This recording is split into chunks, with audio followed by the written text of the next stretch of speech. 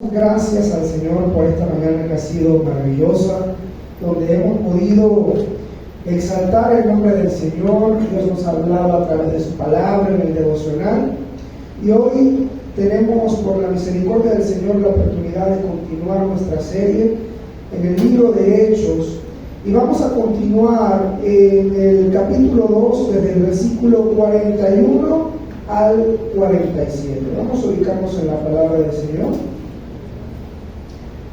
41 al 47. Dice la palabra del Señor: así que los que recibieron su palabra fueron bautizados, y se añadieron aquel día, ¿cuántas personas? Como 3,000 personas. Y perseveraban en la doctrina de los apóstoles, en la comunión los unos con los otros, y en el partimiento del pan y en las oraciones. Y sobrevino temor a toda persona, y muchas maravillas y señales eran hechas por los apóstoles. Todos los que habían creído estaban ¿cómo?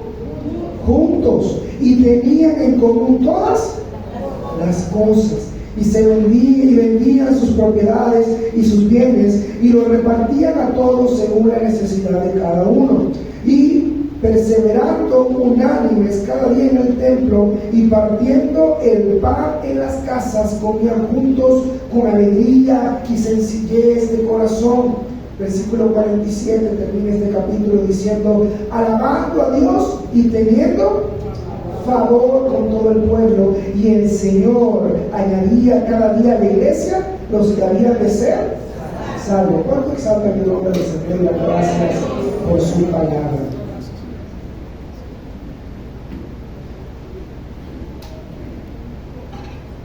El tema que vamos a compartir, o lo que la Biblia nos muestra acerca de este fragmento de la Escritura, es las marcas indispensables, diga conmigo, marcas indispensables de una iglesia sana o saludable, si lo queremos ver desde ese punto de vista.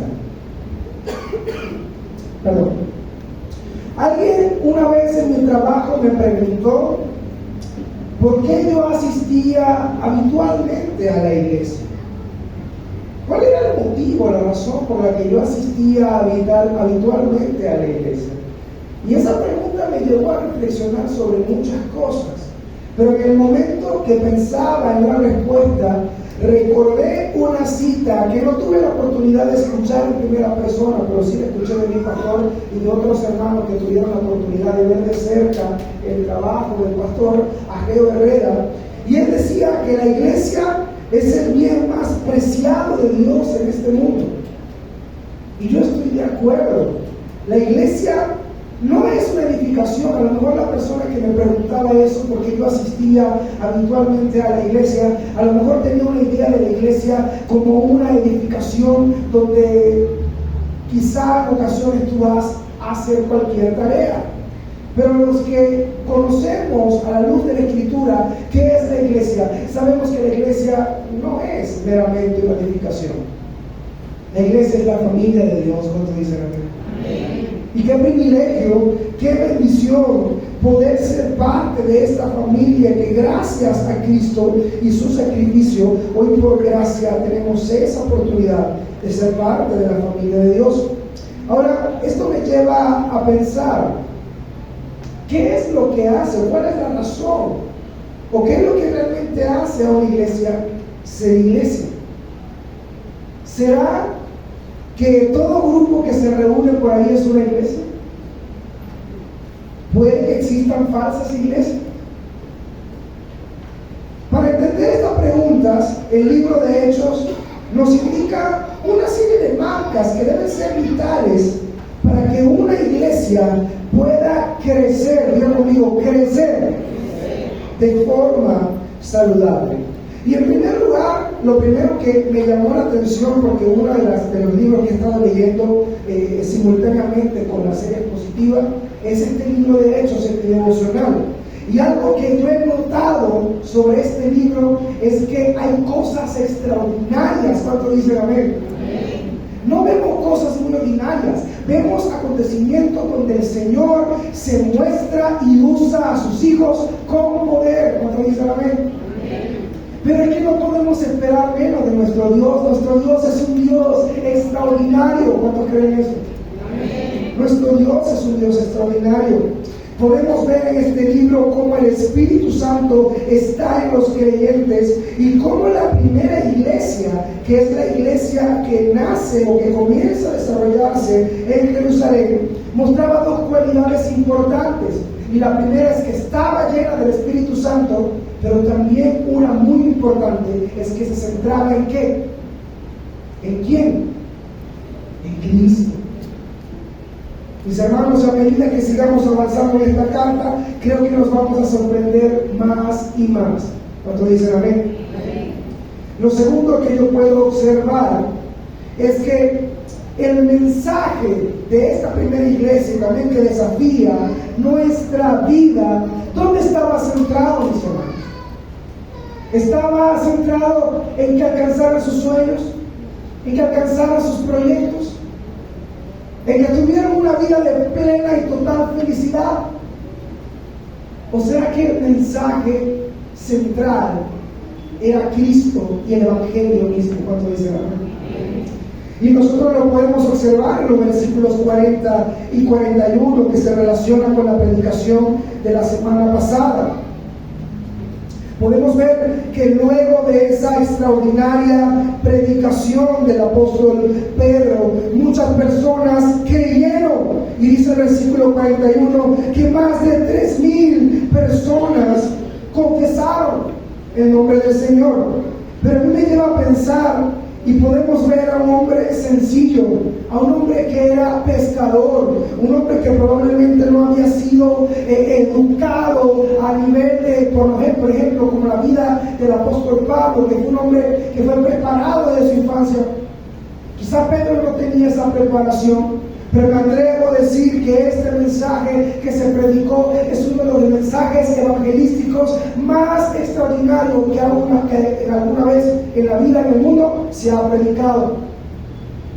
Y Dios usa a este hombre, y lo primero que podemos notar es que el apóstol Pedro estaba lleno del Espíritu Santo. ¿Cuánto dicen amén?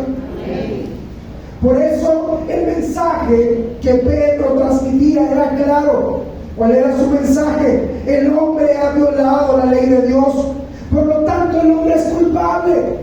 Ninguno puede presentarse delante de Dios con su propia justicia, con su propio mérito y decir yo merezco tu favor porque soy un hombre bueno.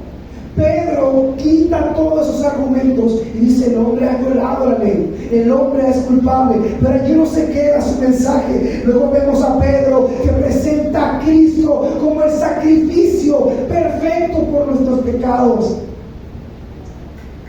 Y luego termina diciéndole, para resumirle toda esta predicación, arrepiéntanse, arrepiéntanse.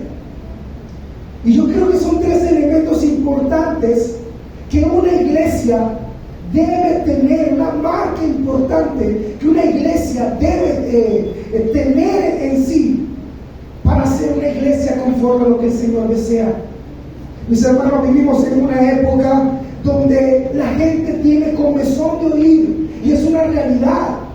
Por lo menos cuando comparto con mis compañeros de trabajo, yo me di cuenta que fácilmente hablan de sus situaciones, de sus problemas, y quieren que de alguna manera tú le des algún consejo.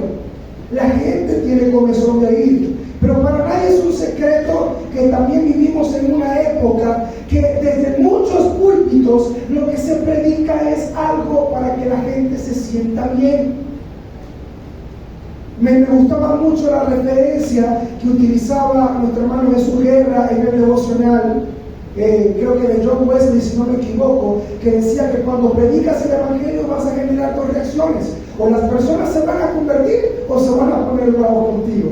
Y es lo mismo que decía el doctor R.C. Sproul: cuando prediques lo mismo que Cristo predicó, probablemente vas a generar la misma reacción, y es gente queriendo matar. Ahora, no queremos ver esto como una posición negativa, Lo que trato de decir es que el mensaje del Evangelio está cargado de una realidad que para el ser humano es difícil de digerir, porque para usted y para mí, hablo para el ser humano, le cuesta asimilar que es culpable, que ha ofendido a Dios y que por lo tanto merece castigo.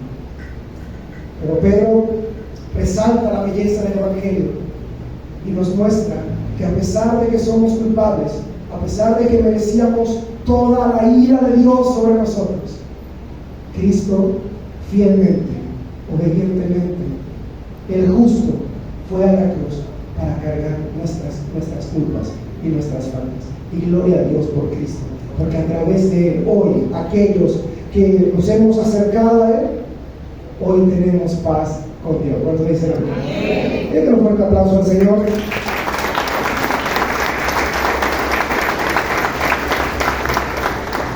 Así que es importante que entendamos que una iglesia sana, una iglesia saludable, es aquella que predica a Cristo y predica el Evangelio. Veo tristemente con preocupación muchas iglesias haciendo muchos programas, y eso es bueno que la iglesia se organice. Hay iglesias que tienen una cantidad de actividades, pero a veces la mayoría se centra en que usted se sienta bien, en que la audiencia se sienta bien. Yo recuerdo una anécdota del pastor Paul Washer, y él decía que lo invitaron a predicar a una conferencia, y él decía, bueno, pastor, ¿cuál es el tema que usted va a impartir en esta mañana? Y él decía, voy a hablar sobre el Evangelio. Creo que el tema más importante de la Escritura es el Evangelio. Y un hermano trató de ser respetuoso, le dijo, bueno, pastor, qué bueno, de verdad, porque valoramos su experiencia, pero creo que estamos en una iglesia que ya se ha predicado bastante de eso. Y el pastor Washington decía, con todo respeto, mi hermano, yo no puedo asumir que todas las personas que están en tu congregación verdaderamente entienden o han digerido lo que es el Evangelio. Por lo tanto, cada vez que Dios me dé la oportunidad de predicar, ese va a ser el tema que yo voy a resaltar. Mis hermanos, el Evangelio debería motivarnos. Si nosotros nos paramos a cantar o a predicar y no miramos a Cristo, no miramos lo que hizo en la cruz y lo que por gracia nos ha otorgado, creo que no estamos perdiendo lo mejor de la fe. Y sí, nuestro Dios es bueno, Él es grande, Él es maravilloso, Él es nuestro proveedor, pero por encima de todo eso, Él es nuestro Salvador. Y qué bendición poder ser parte de una iglesia donde cada día podamos recordar el sacrificio de nuestro Señor. Así que tenga eso en cuenta. Lo vemos en la iglesia de Jerusalén como el Evangelio es un elemento, una marca fundamental que la identificaba como iglesia del Señor. Lo tercero que nosotros podemos ver, vamos al versículo 42, es que esta iglesia de Jerusalén era una comunidad dedicada a la palabra del Señor. Diga, dedicada a la palabra de Dios. Vamos a leer el versículo 42 en su primera parte. Dice, y perseveraban en la doctrina de los apóstoles. Yo cuando miraba todo este escenario y decía, wow, se acaban de añadir a la iglesia, según lo que registra Lucas, se acaban de añadir a la iglesia como 3,000 personas. Y yo pensaba, oye, era fácil pastorear 13,000 personas. Yo no me quiero imaginar cómo sería tener que pastorear alrededor de 3,000 personas. Si es difícil, un grupo pequeño, que hay necesidades, imagínense 3,000 personas. Pero algo que caracterizaba a estos primeros cristianos era que el Espíritu Santo estaba en ellos. Y también algo que me llama la atención es que ellos estaban recibiendo de primera mano lo que Dios estaba impartiéndole a través de los apóstoles. En esa época ellos no tenían, como nosotros lo tenemos, lo que es la Biblia en el sentido de toda la estructura o todo el canon, pero tenían el Antiguo Testamento Pero Dios también había usado a estos hombres, a los apóstoles, y les dio autoridad para que hablaran en nombre del Señor. Y mucho de lo que ellos dijeron, y mucho de lo que ellos pudieron traer acerca de la vida de Cristo, es lo que hoy nosotros conocemos como el Nuevo Testamento. Y es palabra inspirada de Dios. Y ellos lo estaban recibiendo en primera mano. Yo creo que como iglesia siempre debemos preguntarnos ¿qué tanto estamos anhelando? ¿Qué tanto estamos deseando la palabra del Señor? Una marca fundamental de una iglesia sana, saludable, es que ama la palabra del Señor, la desea, la anhela. Y tristemente, a pesar de que nosotros tenemos hoy la oportunidad de poder tenerla disponible en físico, en digital, en audio, en video, pareciera que a veces leer, meditar en la Escritura se convierte en algo pesado. Pero el Señor nos recuerda, y a través del ejemplo de estos primeros hermanos, es que debemos perseverar en la palabra del Señor. ¿Cuándo dicen amén? Amén. Y es una marca de una iglesia que crece saludablemente. Porque una iglesia que ama, que escudriña, que estudia la palabra de Dios, es una iglesia que va a crecer en madurez, es una iglesia que va a crecer en santidad, es una iglesia que va a crecer en cuanto a la comprensión de la naturaleza de Dios mismo, y es una iglesia que va a estar firme, venga lo que venga, porque ha confiado en el Dios de la Biblia. Confiamos en su palabra. Así que el ánimo para nosotros es: estudiemos la palabra del Señor, permanezcamos en ella. Gloria a Dios, porque de repente algunas personas dirán: bueno, en nuestra iglesia tenemos 2 tiempos de predicación, el devocional y luego la predicación. Gloria a Dios por eso, porque tenemos una doble porción. A los que les gusta comer, conozco algunos hermanos, incluido hermanos de su también en el grupo, creo que ninguno de nosotros nos pondríamos bravos porque alguien nos diga: ¿quiere repetir?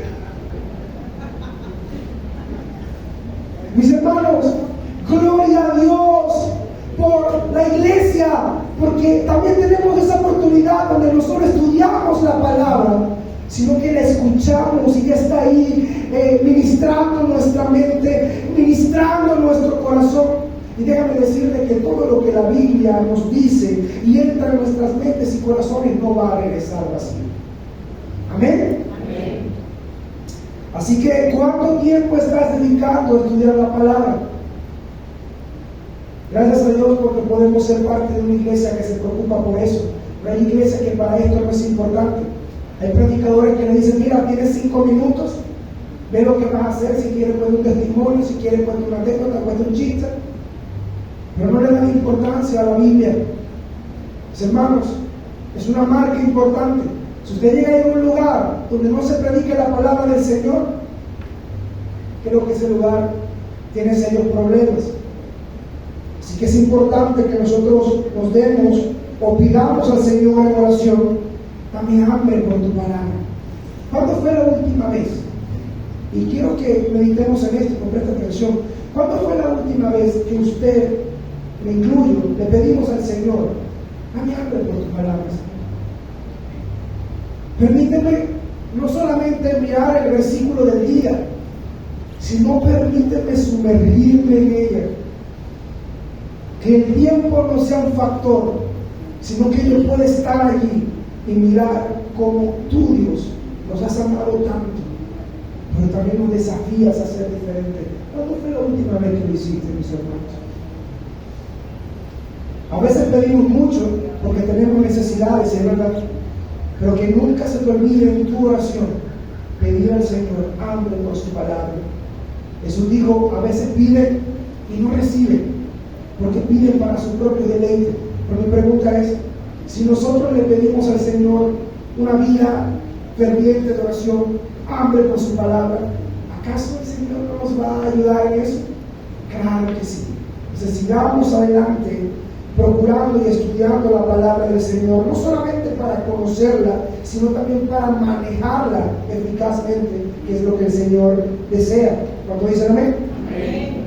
En este mismo versículo 42 encontramos otra marca, y es que la iglesia es una comunidad, o una marca de una iglesia sana es que es una comunidad que cultiva la comunión entre sus miembros. ¿Qué es la comunión para ti? Cuando pensamos en esta palabra comunión, a lo mejor y a la mayoría nos hace clic o nos viene a la mente el hecho de poder compartir, el hecho de poder tener un tiempo de compañerismo, y es verdad, es lo que la palabra comunión representa, lo que es el griego koinonia en este fragmento. Pero yo creo que va mucho más allá de una mera actividad puntual, que va mucho más allá de un espacio donde todos estamos al mismo tiempo. Tiene un concepto más profundo. Y lo que yo puedo mirar en la iglesia o en la primera iglesia como una marca fundamental sobre la comunión es la unidad. Diga conmigo, unidad. Es unidad, mis hermanos. Porque la comunión, esa unidad, permitía que la iglesia se mantuviese en un mismo sentir, que la iglesia se preocupara los unos por los otros. Ellos caminaban en la misma dirección. Y yo les pregunto a ustedes de manera quizá lógica, ¿creen ustedes que puedan llegar lejos? Por lo menos dos personas, si la queremos ver de manera sencilla, a algún lugar si no se ponen de acuerdo. La Biblia dice, estarán dos juntos si no estuviesen de acuerdo. Una marca es importante, es la comunión, pero no solamente verla desde el punto de vista de una actividad, sino de que podamos permanecer en unidad, preocupándonos los unos a los otros para la gloria y alabanza del Padre. Es un reto para nosotros. Ellos pasaban juntos no por obligación, no porque querían mostrar o subir una foto en una red social, sino porque ellos caminaban en un fin común y a una misma dirección. Una iglesia sana, una iglesia saludable, es aquella donde sus miembros caminan en unidad, donde nos preocupamos por las necesidades de los demás. Lo podemos ver acá. Ellos dicen, en la comunión los unos con los otros y en el partimiento del pan. Mis hermanos, había una gran preocupación por el hermano, por el prójimo, y no era una obligación, era voluntario. Y eso me hizo recordar mucho la época del coronavirus. Recuerdo que cuando esa época difícil, por medidas de seguridad, muchas iglesias no nos reunimos de manera presencial, pero es importante decir esto: la iglesia nunca dejó de trabajar. La iglesia siempre estuvo activa trabajando. El método fue algo distinto, nos costó acostumbrarnos. Pero yo recordaba a muchos hermanos decir, deseo poder verme con mis hermanos, deseo poder abrazarme, y es verdad, era el deseo. Pero ahora que tenemos esa oportunidad, ¿qué pasó con ese deseo? ¿Qué pasó con ese deseo de poder ir a la iglesia a alabar al Señor? Y a veces es el tiempo de alabanza y cada quien está pendiente de cualquier otra cosa. Me gustaba lo que el pastor decía hace un momento. Cuando venimos al culto y no nos planificamos, a menos que sea por algo de fuerza mayor, de estar a tiempo, ¿será que le estamos dando al Señor lo mejor de nuestra vida? ¿Será que cuando ese momento sublime donde se predica la palabra del Señor, donde cantamos al Señor, estamos pendientes de cualquier otra cosa? Mis hermanos, no perdamos el norte. Y tampoco nos convirtamos en un factor distractor para otra persona. Así que el desafío de parte de Dios para nosotros como iglesia es que vivamos en comunión, pero esa comunión tiene propósito. Caminemos en la misma dirección para buscar el rostro del Señor y vivir para su gloria. Que el Señor nos ayude a vivir en esa unidad, que no es una unidad humana, sino una unidad que se genera por el Espíritu de Dios, que todo creyente tiene. Amén. Vemos al otro elemento rápidamente, que es una marca también de una comunidad o de una iglesia, es que cultiva una vida. Vamos a buscar la parte que viene. Dice el partimiento del pan y en las oraciones. Creo que nuestro pastor ha estado desafiando a la iglesia en los últimos meses, bueno, creo que bastante tiempo, desafiando a la iglesia a que no mire la vida de oración como un elemento opcional de tu vida cristiana, sino que debería ser un elemento vital de tu vida como creyente. Para los cristianos, así como tenían hambre por la palabra del Señor, una iglesia sana es aquella que cultiva una vida eficaz de oración, una iglesia que invierte tiempo para orar los unos por los otros. Y creo que si permanecemos en esa unidad que ya acabamos de mencionar, nuestra perspectiva de lo que es la vida de oración debería cambiar. Por ejemplo, si yo miro, ¿verdad?, el servicio de oración como una actividad de la semana, probablemente yo voy a pensar de esta manera: bueno, es una actividad, he estado muy ocupado, he tenido responsabilidades, a lo mejor legítimas, pero fácilmente, si lo veo como una mera actividad, fácilmente voy a poder negociar, y creo que es la mejor palabra, negociar el hecho de si participo o no participo. Pero si yo dejo a un lado esa perspectiva, ¿verdad?, de que ese tiempo de oración es una mera actividad, y lo comienzo a mirar, y presten atención en esto, mis hermanos, y lo comienzo a mirar como una profunda necesidad en mi vida, yo no estoy diciendo que su agenda se va a liberar. Usted va a seguir con las mismas preocupaciones, a lo mejor con las mismas inquietudes, a lo mejor el trabajo va a ser fuerte, pero si orar, una vida de oración, es una necesidad en su vida, mis hermanos, usted va a pensar: estoy triste, necesito orar con mis hermanos para ser fortalecido. Tengo una situación, necesito entregar esta situación delante del Señor. Estoy afligido, estoy enfermo, necesito clamar a mi Señor. Y no solamente por usted, porque a lo mejor pudiera pensar: bueno, todo está marchando bien. ¿Sabe qué? En la iglesia tiene hermanos que están afligidos, que están pasando necesidades, que a lo mejor están enfermos, que a lo mejor están luchando en muchas áreas de su vida, y usted puede ser un apoyo, un sostén, para que otro hermano que también está batallando, usted pueda ser un compañero de oración. Así que no podemos perder de vista lo que verdaderamente orar representa. No es un servicio meramente, es un tiempo de clamor y de gran necesidad para el cristiano. Y una iglesia que lo entiende es una iglesia que no solamente tendrá un día, es una iglesia que vivirá en la presencia del Señor, donde nos podemos reunir juntos, pero también desde los hogares, desde las casas de gracia, puntualmente cuando usted visita a algún hermano, y estaremos constantemente buscando la presencia del Señor. ¿Cuántos dicen amén? Así que esa marca es muy importante. Debemos cultivar una vida de oración. Otro elemento que vemos en el versículo 43 es que otra marca de una iglesia sana es una comunidad que camina en el temor del Señor. Y vamos a leerlo, por favor, vaya a su Biblia, no pierda de vista la escritura.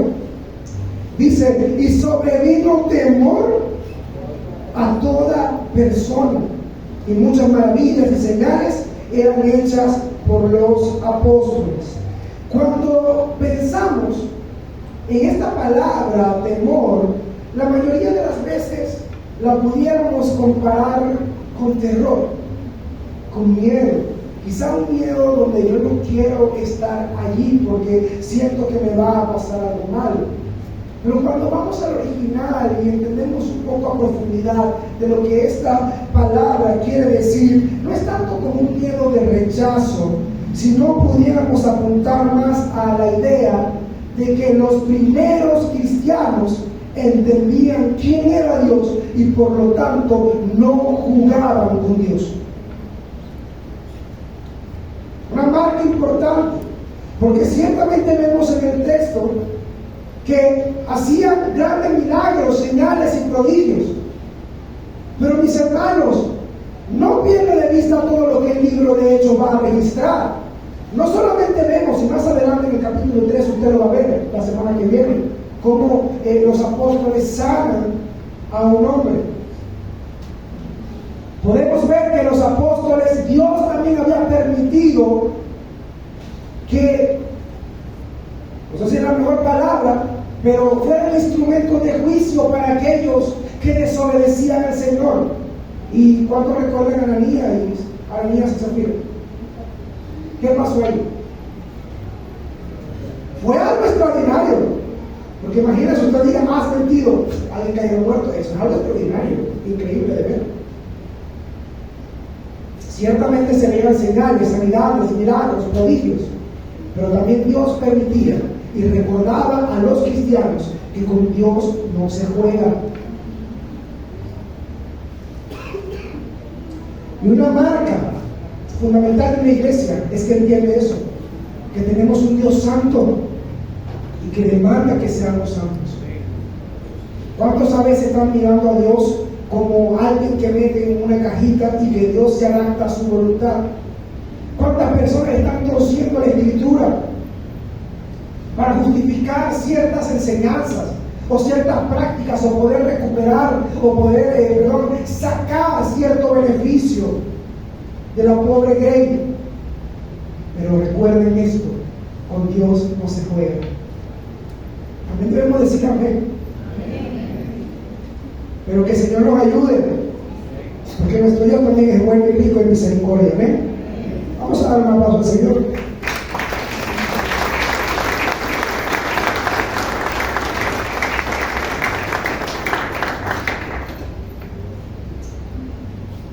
Así que hemos visto unas cuantas marcas ya.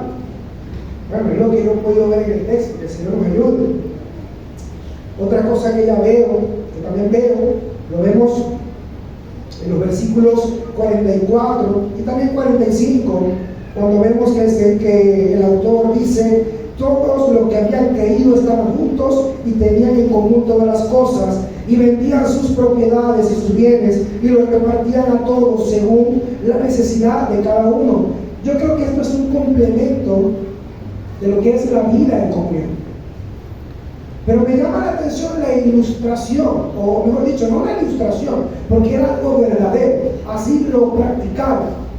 Ellos tenían todo en común, vendieron sus propiedades y cada uno lo repartía según las necesidades que surgían. Y eso habla de una profunda unidad. Pero una iglesia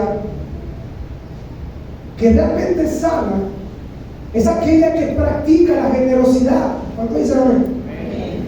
Una iglesia que practica la generosidad. A lo mejor yo no voy a pararme aquí y decir: bueno, mis hermanos, vamos a vender todo lo que tenemos y nos vamos a una isla. Sería quizá algo difícil de digerir. Pero creo que sí hay aplicaciones prácticas que nosotros pudiéramos considerar.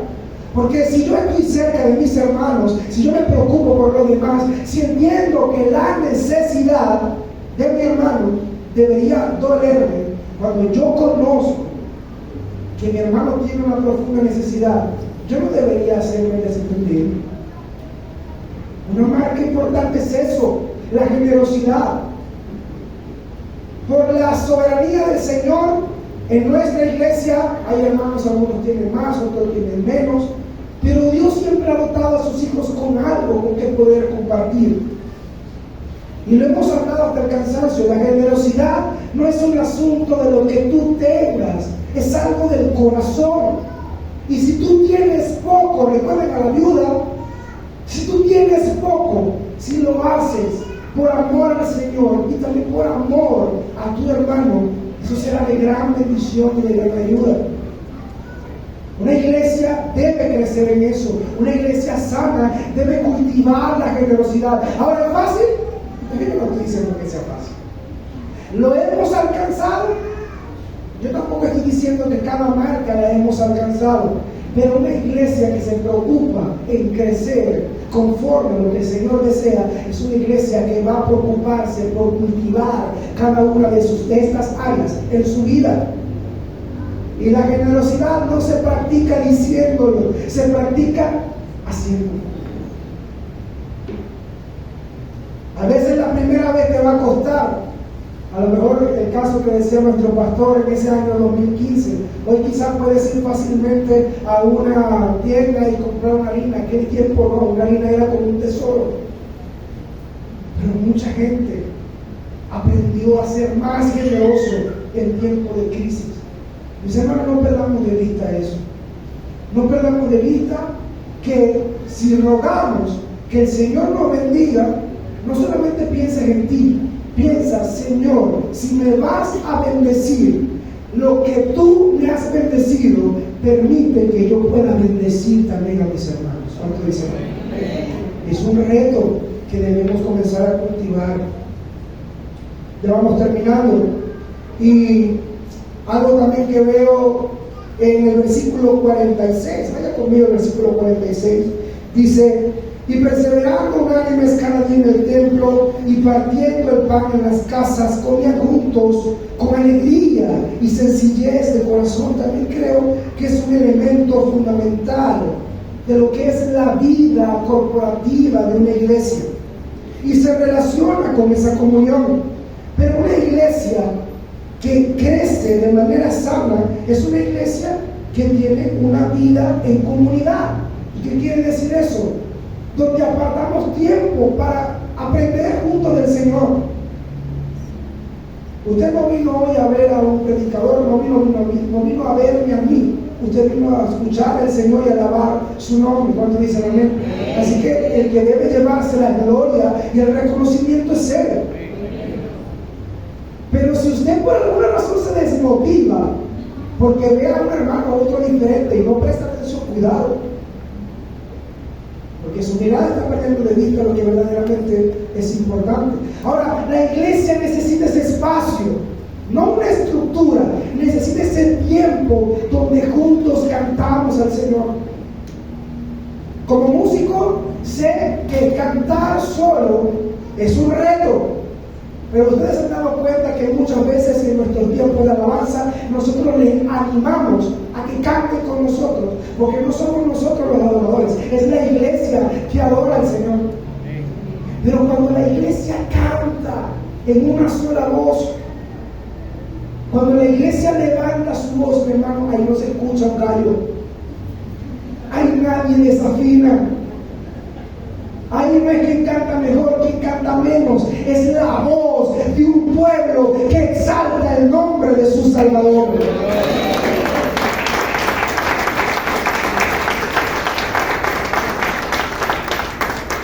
Así que no perdamos de vista esas oportunidades de compartir sencillez de corazón. Lo miramos también en la Escritura. Y yo creo que una forma de poder entender lo que es sencillez de corazón es que la iglesia debe ser una comunidad que no hace las cosas complicadas. Mis hermanos, en nuestros trabajos tenemos compañeros a veces que son complicados, ¿no? Todo es un conflicto, todo es un tema, todo es una cuestión, todos los días una reunión. ¿Ustedes creen que vale la pena invertir nuestros mejores años en que fulano dijo, que fulano me dijo, que fulano dio, que fulano? Mis hermanos, oremos al Señor para que podamos ser una comunidad. No es que no preste atención a lo que es importante, porque no me estoy refiriendo a eso, pero lo que trato de decir es que no se complique la vida en el sentido de andar pendiente de cosas que no edifican. Es el reto para nosotros, vivir de manera que agrade al Señor. Versículo 47, ya estamos en el último versículo, dice: alababan a Dios y teniendo favor con todo el pueblo. La iglesia debe ser una comunidad donde su estilo de vida dé gloria al Señor. Amén. Y cuando nosotros miramos una característica fundamental de nuestro compromiso de membresía, es que cada miembro debe cultivar una vida de adoración. Y no hablamos de que cada miembro debe convertirse en un cantante. Lo que decimos es que cada cristiano debe vivir sus acciones, su carácter, su testimonio debe reflejar que ha creído en Cristo. Por lo tanto, cuando somos una iglesia que cultiva una vida de adoración como estilo de vida, va a ser una iglesia que va a hacer impacto a la comunidad. Y por esta razón estos primeros hermanos tenían favor con los del pueblo, porque se pueden decir, ellos eran diferentes, ellos verdaderamente practicaban la unidad, estaban unidos, eran generosos, ellos verdaderamente sabían lo que creían, ellos vivían y estaban dispuestos a morir por el Cristo que adoraban.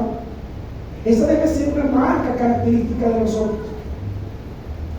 A lo mejor podemos ser en ocasiones imperfectos, pero también una marca característica es que sabemos pedir perdón.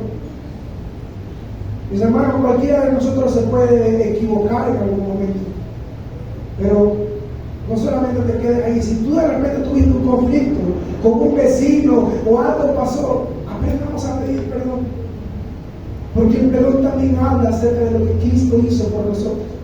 El Señor nos perdonó, ¿sí o no?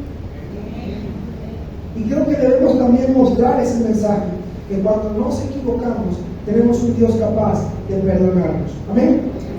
Y la última característica que yo puedo mirar está en la parte B de este mismo versículo. Dice: y el Señor añadía cada día a la iglesia los que habían de ser salvos. Mis hermanos, una comunidad que pone en obra, en práctica, los elementos que hemos conversado, que se preocupa por la misión, que ama la palabra de Dios, que entiende que debe vivir para la gloria de Dios, que practica la generosidad, que Cristo es el centro de su vida y de su predicación, que vive verdaderamente como una familia. Es una comunidad que por la misericordia del Señor, Él mismo va a añadir nuevas personas. Pero si Dios es el que añade a la iglesia los que han de ser salvos, aquellos que creen en su mensaje, yo no creo que Dios sea negligente como para enviar a una persona, a una comunidad donde todo es caos, chisme, donde el mensaje es... Creo que Dios desea una iglesia y anhela una iglesia que verdaderamente viva para su gloria. A veces nos preguntamos qué clase de iglesia somos, y no pienses en el número o pienses en otro, piensa en ti, porque tú eres parte de la iglesia. Pregúntate, ¿qué clase de creyente soy? Y creo que es una buena oportunidad para que podamos hacer un diagnóstico de nuestra propia vida. Pensar, Señor, ¿será que yo estoy entendiendo qué es el Evangelio? ¿Será que yo estoy amando tu palabra? Como decía nuestro hermano Jesús en la mañana, estoy preocupándome por predicar tu palabra a otros. ¿Será que yo estoy siendo generoso? ¿Será que estoy cultivando la unidad en medio de la iglesia? ¿Será que estoy realmente fomentando esos tiempos de oración? ¿Estoy orando por otros y estoy animando a otros a orar? Debemos preguntarle, Señor, ¿lo estamos haciendo? Si lo estamos haciendo, gloria a Dios. Pero creo que siempre es algo que debemos procurar, alcanzar, seguir regando esa plantita para cada día podamos ser como Cristo. Pero si no, hoy es una buena oportunidad para ir a los pies del Señor. Y yo conecto todo esto ya para cerrar con esa pregunta que me hicieron al principio. ¿Por qué habitualmente voy a la iglesia. Yo creo que yo le respondería hoy a ese amigo y le diría, porque es mi familia, porque es la que me ha enseñado a conocer de Dios. Es el lugar donde cada día mi vida es desafiada a no solamente aprender de Cristo, sino vivir para Él. Porque es mi familia donde cuando he tenido una debilidad, una necesidad, y le he dicho, hermano, necesito que me apoye en oración, sé que Dios ha levantado hombres y mujeres que han estado clamando por mí. Es el lugar cuando he tenido alguna necesidad, Dios ha puesto hermanos con corazones extremadamente generosos y se han convertido en un instrumento de bendición para mi vida. Es el lugar donde puedo recordar que en medio de las tempestades mi Dios nos sostiene, pero también tienes un amigo, un compañero que te alienta. No mires hacia atrás, avanza, vale la pena seguir a Cristo. Es el lugar donde, como decía el pastor Ángel Herrera, es el bien más preciado de Dios en este mundo. Mis hermanos, ser parte de la iglesia no es cualquier cosa. Si has creído en Cristo, eres parte de la familia más preciosa del mundo. Pero si tú ahora, o hoy, hasta hoy, has caminado a espalda a Dios y has estado buscando quizás muchas cosas, a lo mejor piensas que tu familia se ha desmoronado, hoy Cristo te ofrece una nueva oportunidad para que vayas a sus pies y puedas ser parte de esta preciosa familia. ¿Perfecta? No lo es, porque tú y yo no somos perfectos, pero tenemos un Dios que cada día nos estará moldeando para que podamos ser a la imagen y estatura del varón perfecto de Cristo. ¿Cuánto dice gloria a Dios? Vamos a estar de pie, vamos a orar.